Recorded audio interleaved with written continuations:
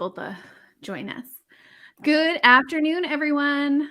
It's Together We Rise podcast featuring Indigenous women of influence. And today I'm super thrilled to have Ginger Gosnell-Myers on the show with us today. I just want to remind you all to please, if you feel comfortable, leave comments and questions in the comment box and we can try to get those on air if you would like to ask Ginger some questions. So I'm going to start with giving a brief bio of Ginger, and then I'm going to hand it over to her to give her cultural welcome. So Ginger Gosnell-Myers is from the Nisga'a and Kwakwak'awakw Nations. She's passionate about advancing Indigenous rights and knowledge through public policy and engagement processes. Ginger was the City of Vancouver's first Indigenous Relations Manager, where she was central to advancing Vancouver as the world's first official city of reconciliation. And from 2013 to 2018, she worked to bridge Indigenous policies, programs, and relations. In 2019, Ginger was appointed as the first Indigenous Fellow with the Simon Fraser University Morris J. Wosk Centre for Dialogue, working towards innovating new engagement processes that advance the United Nations Declaration on the Rights of Indigenous Peoples. Welcome, Ginger. I'm going to hand it over to you to give your cultural welcome. Great. Thank you, Erin. I have a Nisga'a name. It is Skuskalums. It means wild rose. It was given to me by my Granny Mary soon after I was born. I come from Wilp Bakyep. It's the one of the wolf clans within the Nisga'a Nation. I'm Lachkibu.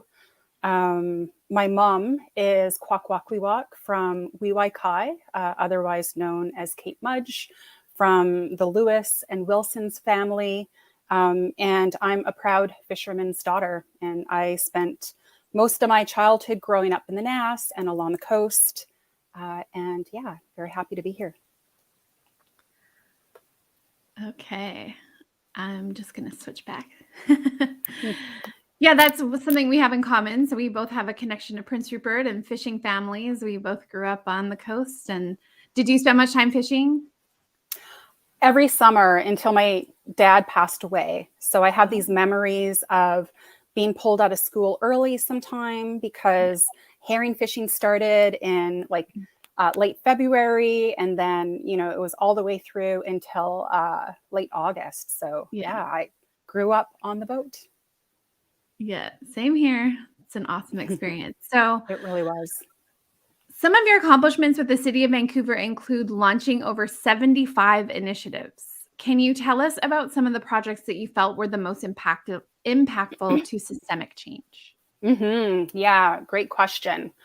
Well, the City of Vancouver was interested in what it would look like to advance the United Nations Declaration on the Rights of Indigenous Peoples. And at a city level, this is really difficult to do because cities don't have the same obligations for duty to consult in the same way that the feds or the provinces do. And so when we're looking at incorporating the recognition of Indigenous rights, at a very minimal baseline, it meant acknowledging that we were on unceded Musqueam, Squamish, and Tsleil-Waututh homelands. And we were the first government in Canada to officially recognize that we were on unceded Indigenous territories. Today, it's seen as a bit of a, catchy way, mainstream way to open up meetings. But for us at the time, it was not mainstream to acknowledge the land that we are on. And that challenged staff in every single department to look at how they can ensure that their policies or projects honored the Indigenous lands that they were on. And so, I think earlier on, the City of Vancouver looked at Indigenous engagement as more of an arts and culture aspect. Yeah, like an enhancement. Right. Or look at how amazing our city is. It's so diverse. Yes, right. Yeah, we have statistics. We have totem poles in Stanley Park, which aren't actually culturally relevant to Coast Salish peoples, right? Because they're not totem pole people. And, we had some nice murals around the city. So I think acknowledging the unceded territories that we were on uh, allowed us to, I think, understand how much change needed to happen. And I know that's kind of a broad way to talk about how we landed with 75 different initiatives. But the next thing that we did was we created a City of Reconciliation framework. And it was a framework that was developed at the corporate level, so like at the tippy top of the hierarchy. And one of the aspects of the framework, so there was incorporating government to government relationships. It was supporting arts and culture and access to cultural activities. And then the third one, which was the most important one, was allowing us to cut our own red tape. In the language, we called it, we allow staff to take thoughtful risks. And that type of policy language gave us permission to break some of the old policies in place that would have made it really impossible for reconciliation or indigenization to happen. Because before we implemented the reconciliation framework, we had a lot of staff who would come back to me and say, oh no, Ginger, we can't do that. We've had this policy in place for a long time. And, we actually have to abide by our policies. And so I was able to come back to staff and say, actually, that policy is quite harmful towards, Indigenous economic prosperity or incorporation of Indigenous arts and culture or recognition of rights. And so you actually have to break your policy. And I don't care that you have, like a lot of, emotional attachment to a policy that you might have been responsible for creating. It's actually reinforcing colonialism. Right. And we know better now. We know better and therefore should do better. And that opened doors for all of the changes that we've seen in like the engineering department, in real estate, in the park board, in social policy, in the Vancouver Public Library, in the police board. So it was pretty significant to allow staff to break their own policies because that was such a barrier before for a long time. That is monumental change, really. I mean, red tape, it always just seems like it's serving somebody, but it's not serving everybody. And it really is a barrier to systemic change when there's so much red tape.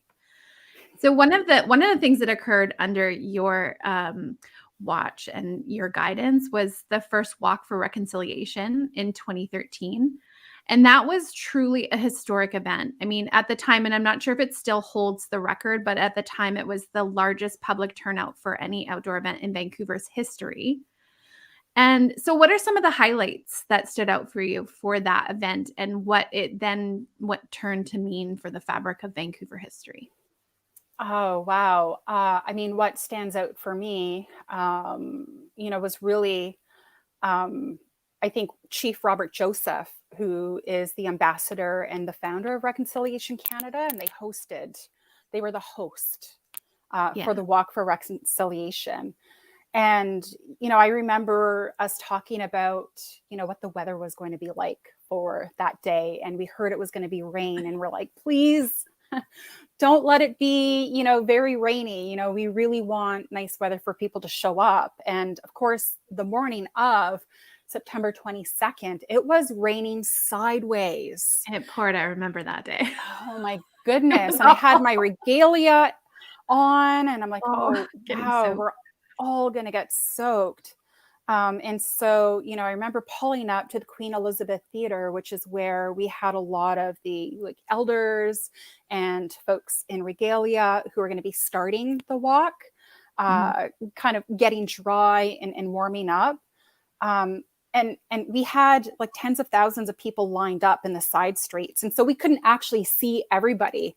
To us, it looked like it was a small turnout because we didn't see people ushered, along the side. But it wasn't until we started the walk that, we went over one of the bridges and then we kind of wound around and we're coming over the other bridge.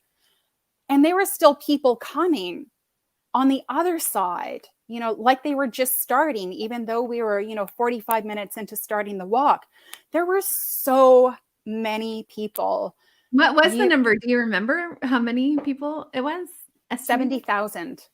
Oh, that's amazing. 70,000 people showed up in the pouring rain. And it was Canada's first major public commitment to everybody that reconciliation with Indigenous peoples mattered. And I don't think, and I talk about this quite openly, I don't think we would have been able to make Vancouver a city of reconciliation and do everything that we did if we didn't have that many people show up to say, hey, politicians, decision makers, we expect you to honor this commitment in all the ways that you can. If we didn't get 70,000 people showing up, it wouldn't have given us the runway to make some of those changes that needed to happen. And of course, Vancouver is really cognizant of not just the importance of reconciliation, but knowing whose lands they are on, talking to other people in other communities, wherever they're traveling, about whose land they happen to be on. Like, it's a bare minimum level of education that people are getting, but it's so critical because, a year before that, people wouldn't even know how to answer. And they wouldn't know how to talk to anybody about residential schools. And a lot of people didn't even know that residential schools existed. And so, the consciousness of the country just really elevated because of that walk for reconciliation and the work of the Truth and Reconciliation Commission. And of course, all of the residential school survivors have been fighting in court to be heard and not be called, liars and you're making it up, or you should just get over it. One of the things that I thought was really remarkable about the turnout was that it surprised everybody, right? The news was doing the aerial view of everybody walking across the bridge, and everyone was astounded. But the thing that I thought was really interesting is that coming from potlatch culture, where you are basically paid to attend the potlatch to witness the ceremony, what I thought was cool was everyone was there to say, we are here to witness your commitment. We're here to witness that this is going to be an ongoing commitment between non-Indigenous people providing reconciliation for Indigenous people. And we are here to witness this. And look at how many people showed up. I mean, this is how important it is. So, and I absolutely have like the biggest love for Chief Bobby Joe. He's like the chief of love, right? Like he's just like constantly spreading messages of love. He's amazing. So he's the perfect person to head that movement. Yeah. That was such an amazing event. It was, yeah.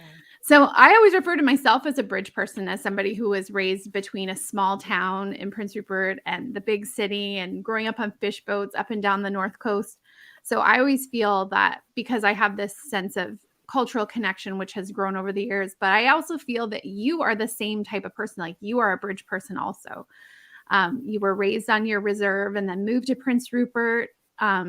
And then you relocated to the city. So you also have that same sense of like all the different ways of being Indigenous from the res all the way to the city. So I feel like, tell us why you have those connections to your culture, your res, to small town life, as well as being rooted in the city, and why that's such an asset to the work that you do. Yeah. I mean, I love that I got to grow up in my community on the res. I think at some point in a young person's life, like you need opportunities to leave the reserve and to understand that there is like life beyond, the small boundaries, because I feel like some people get trapped. And so, finding those ways to facilitate getting new experiences is so important. And I feel really lucky that I've had, a strong circle of Indigenous friends and family around BC that I've met through work or through sporting events or through cultural events that I've been able to keep in contact with. And, I love going home and I love visiting First Nations communities. There's just so much, laughter and, getting to know how people cook their fish and, understanding, what's important to them and, what their lives are like during the different seasons. And it's fascinating to me because I don't live that life on a daily basis anymore, being in the city. And I Yeah. find that when you grow up on the res and then you move to the city, you kind of have a greater appreciation for, I think, the access to culture and the access to language and the access to the stories and the foods and learning the songs and seeing the language even change along the way. Like, Yeah. you know, when I grew up in Nuayanch, it was called Nuayanch, you know, Right. and now it's called Gitluk-Damix, you know, and even how we refer to aunties and uncles has changed a little bit. And so, you know, things are evolving, and you learn that when you go home and you get an understanding for why things have changed and how the community has learned and grew along the ways. But for me, you know, I've always felt it was important to stay connected to First Nations communities. I think it stems from meeting an Indigenous woman. It was the first Indigenous woman who I met who had a PhD. And I can't remember her name. I just remember that she was hired to the Assembly of First Nations as an education director. And I couldn't understand anything she was saying because she brought in so much academic language. Yeah. You know, she spoke at such a high level. And I'm like, oh my God, I need to remember that when I get older and I start to gain skills and experience, I need to be able to talk about these things with my people. And, you know, I think there's a lot of things that you learn by being able to go home and being able to feel like you belong in a First Nations community. And I never feel like I'm on the outside looking in. Yeah. Maybe I'm treated that way at first because, you know, like I'm definitely, you know, like not a daily face. But, you know, I think I think it becomes quite obvious to people that I still maintain a lot of the values and the humbleness that people like to see. And of course, the humor and, you know, the stories. And I have such a good memory. So, you know, being able to talk about, you know, the good old days, especially growing up fishing as well. Like we got tons of stories as, you know, kids that grew up on fishing boats, you know, Yeah, and there totally. aren't many of us. Yeah. There aren't many of us left. And that's something that I get really sad about on a regular Me basis. too. I Me wish more too. of our kids had those Yeah. opportunities to be on a boat like all the time, It was harvesting it was every a it day. was a subculture within the culture, the Indigenous fishing industry. And because so many of us, it was like multi-generational in our family. My kids are the first generation to not ever have gone out on a fishing trip. And that makes me Mm, so sad. Like it yeah. really does make me so sad because it was such an integral part of our existence and our whole Yeah. livelihood. Yeah. And like literally my mom probably would have been a welfare mom had it not been for the fishing industry and being raised with, you know, my grandpa being on the boats. So I mean, I have huge admiration for that industry that's basically just been wiped out now, which is Mhm. sad. I know. It is So sad. And it makes me quite mad still because I have a lot of hate in my heart for Jimmy Pattison. oh my I think gosh, it's we okay to totally have talk that in about common this with too. everybody. Yeah. Oh my goodness, yes. We could have a whole podcast about that. We could. So I'm going to shift gears here and talk about your SFU position in the fellowship. So your work focuses on decolonization and urban Indigenous policy and planning. So tell us more specifically the types of things that you work on. hmm Um, well, it was a huge honor to be awarded the first Indigenous Fellowship through the SFU Centre for Dialogue. Um, I've spent a lot of my professional life focusing on Indigenous communities in cities. A lot of my research has focused on urban Indigenous populations. I've worked with cities across this country, helping them understand, you know, who are the Indigenous people in your city, you know, and how do they work together? And really focusing at, you know, developing some of those baseline policies to, you know, build those relationships.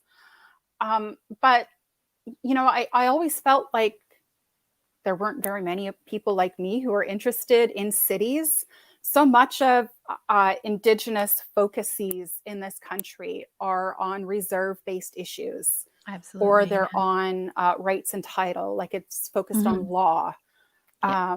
And the majority of all Canadians live in cities. The majority of people in the world live in cities. The Yeah. majority of Indigenous peoples in this country live in cities. But we Mhm. don't know much about why that is.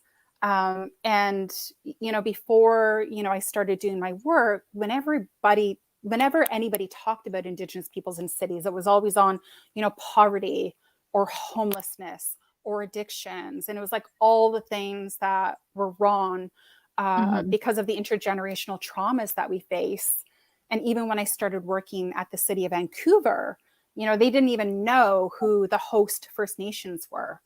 And they would tell Oh. me that, yeah, they would be like, oh, like the Tawasin First Nation, we Oh, have to go and no. consult with them. And, Cowichan Tribes has, claim. And then I'm like, but they're on the island. And they're like, but they still have a claim.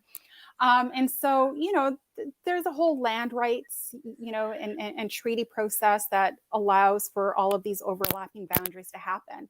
But cities don't know about Indigenous peoples or Indigenous rights either. Mhm. And in Vancouver, city staff were telling me that like the biggest Indigenous population was the downtown east side. And I'm like, And then you no. have, like, the cap res and yeah, the tsleil res. It's like, come on. Right. Come on, Yeah, people. yeah. We're not all on the reserve, and we're not all in the downtown east side, and we have significant populations there. But then you miss me. You miss my family, and so all you have are these stereotypes. My fellowship was really a way for me to, get acquainted with the reality and changing the discourse on how Indigenous peoples are talked about in this country.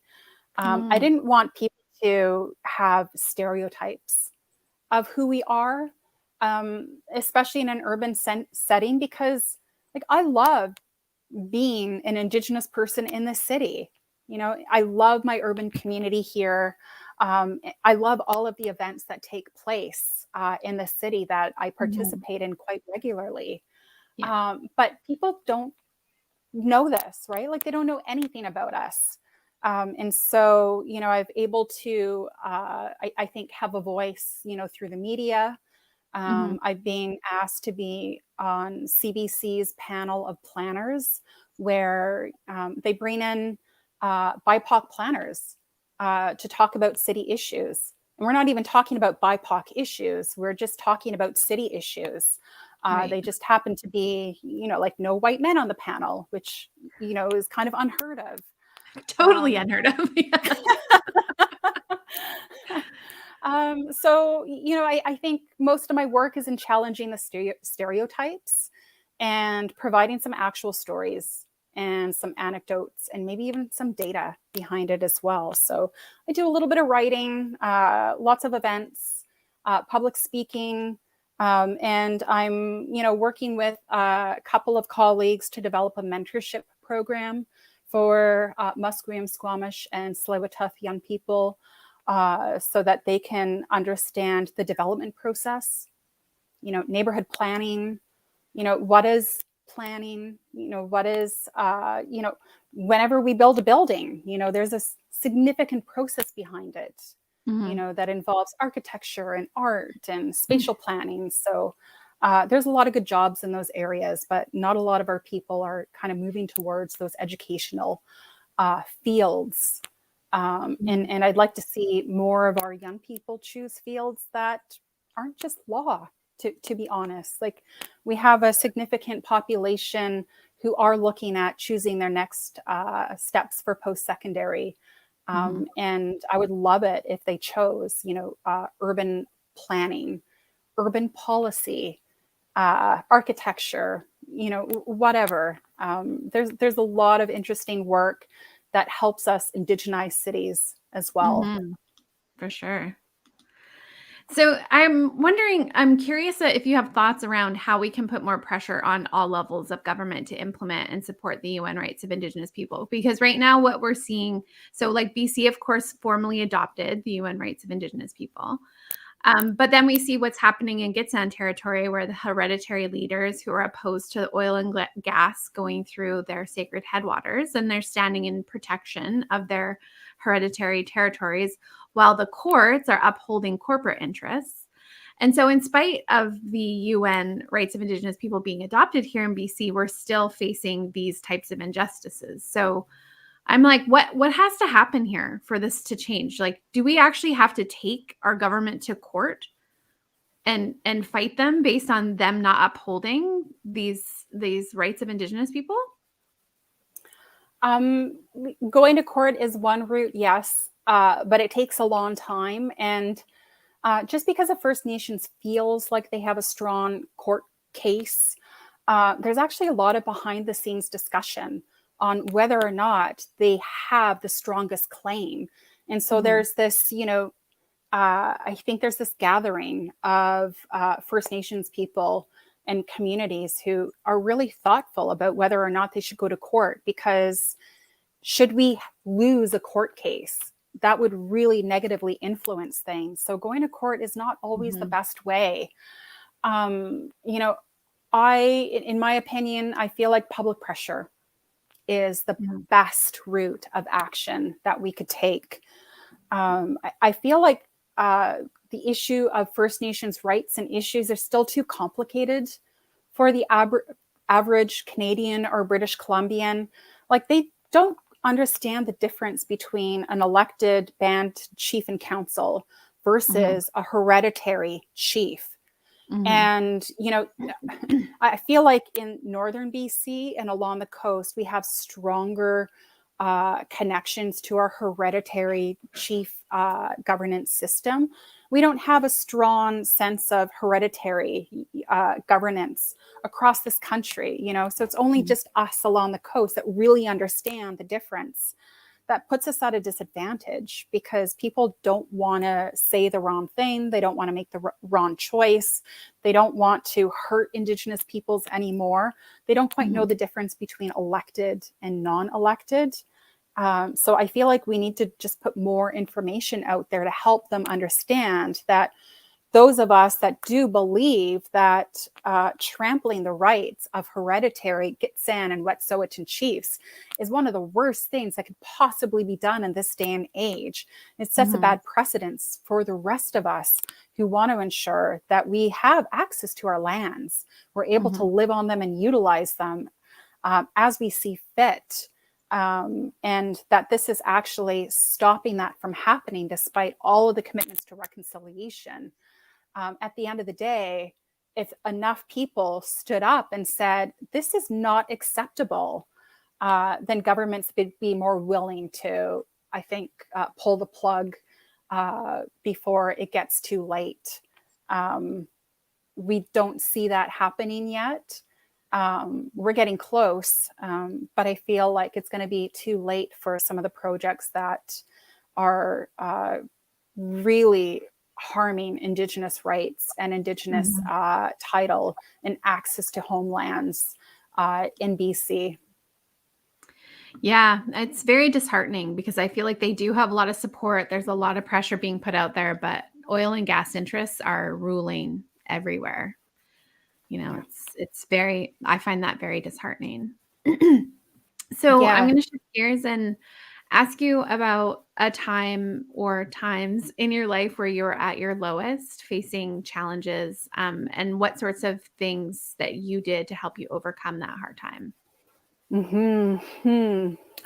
That's such a tough question to answer because I've gone through so many hard times in my life. I lost my dad when I was quite young, when I was 12. I feel like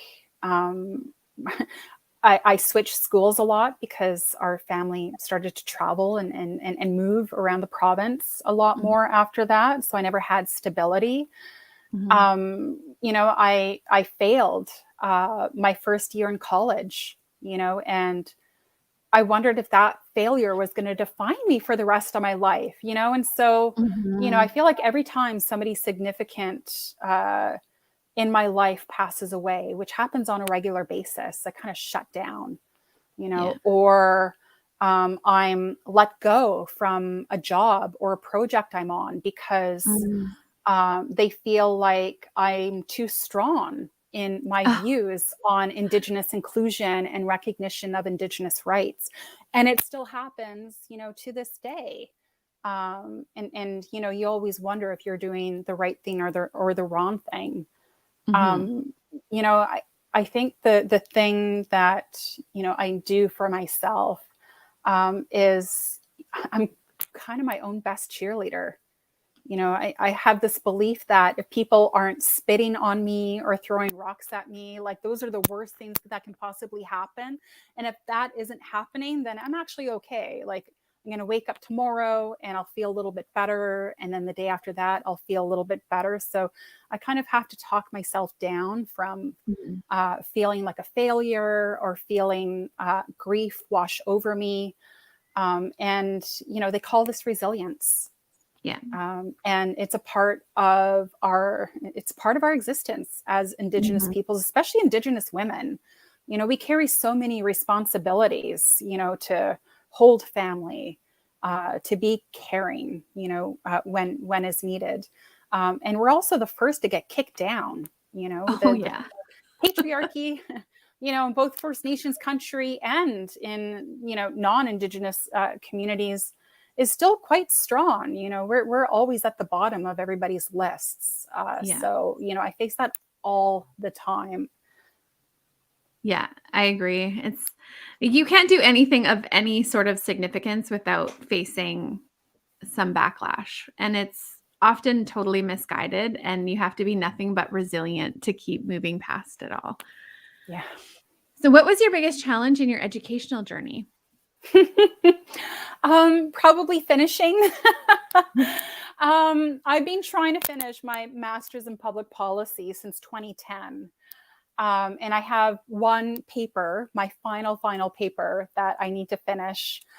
They tell you when you start that program to not work at the same time because you can't study and work. And me, I worked.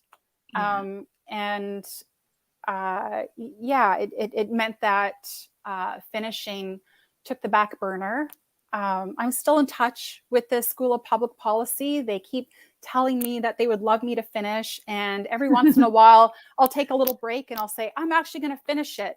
But I've had like 3 times in my life since 2010 when I've actually sat down to try and finish it. And then I just hit a brick wall. So that's my biggest challenge, is just finishing it. But it's going to happen, and I hope it's going to happen soon, because it'd be nice to not have that monkey on my back anymore. And it'd be nice to have those credentials next to my name, because I actually do feel like I am quite a significant public policy expert in this country, and I'm called upon in my public policy expertise. So, I know the stuff, and my professors know I know.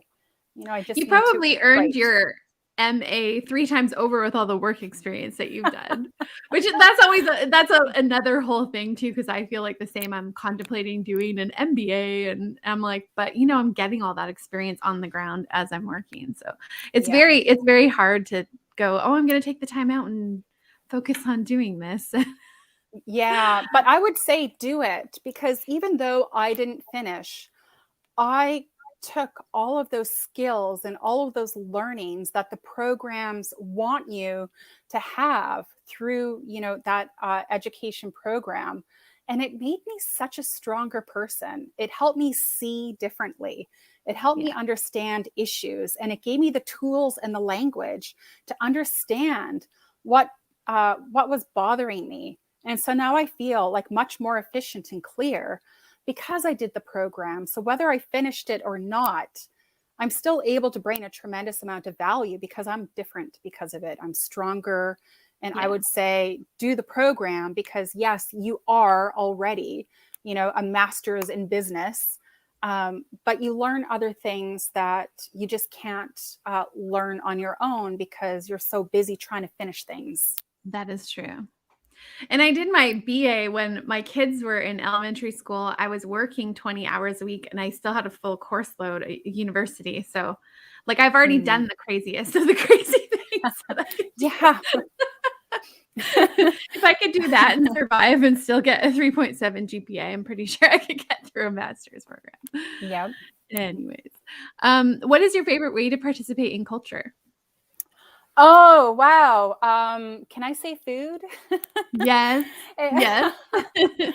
I mean, I love going to Hobie.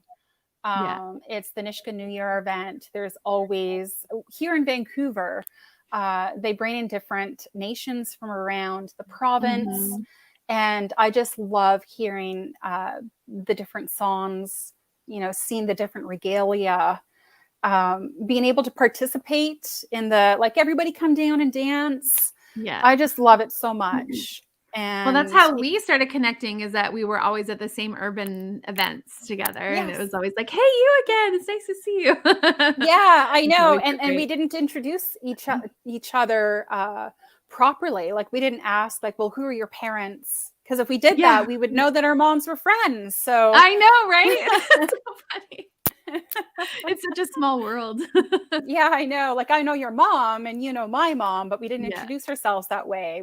And we should have, right? And that's why we should have, but it's also so busy. Like, you go to those urban events and there's so many people to see and there's so many people to catch up with. And I'm usually at my booth and I'm like overrun with customers and stuff. Yeah. So yeah, it's a bit hectic, but yeah, we'll have to connect better in the future.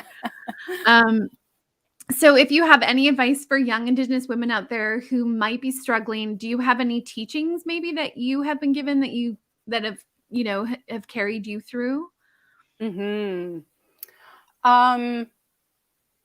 Yes. I feel like depending on where you are in your life, the teachings that you need are going to be different. They're going to change over time. Like, there's never one piece of advice that can help you through. It's really about believing in yourself, understanding the reality of colonization, understanding the impacts of residential schools, that history, that knowledge on why things are the way they are, really helped me understand that all the things that I was dealing with in my life weren't actually things that, were my parents' fault or the fault of my family members. Everyone was just doing the best that they could, based on how they grew up. And unfortunately, a lot of our parents and grandparents were sent to residential schools. It put us all at such a disadvantage. And so, have empathy. Have empathy for your parents, have empathy for your family members and your community members, because we're not naturally hurtful. We're not naturally, impoverished. We're quite wealthy. We're culturally rich. We're land rich. We have strong values. And these are the things that we have to remind ourselves about on a regular basis. As for those other teachings, talk to people and ask for their advice. Some of the best pieces of advice that I got were from situations that I was dealing with at the time, and they really helped. But you have to build up the courage to ask and to talk to somebody about it. Even getting to that stage in my life took a lot. Like, I remember having this fire in my chest and I didn't know how to release it because I was so quiet and so shy. Once you figure out that it's about using your voice and connecting with others, so much more became clear too. So I think that's a lot, but I will take advice from anybody, like even people who should be taking their own advice and don't. I'm like, if it works for me, I will take it from anyone.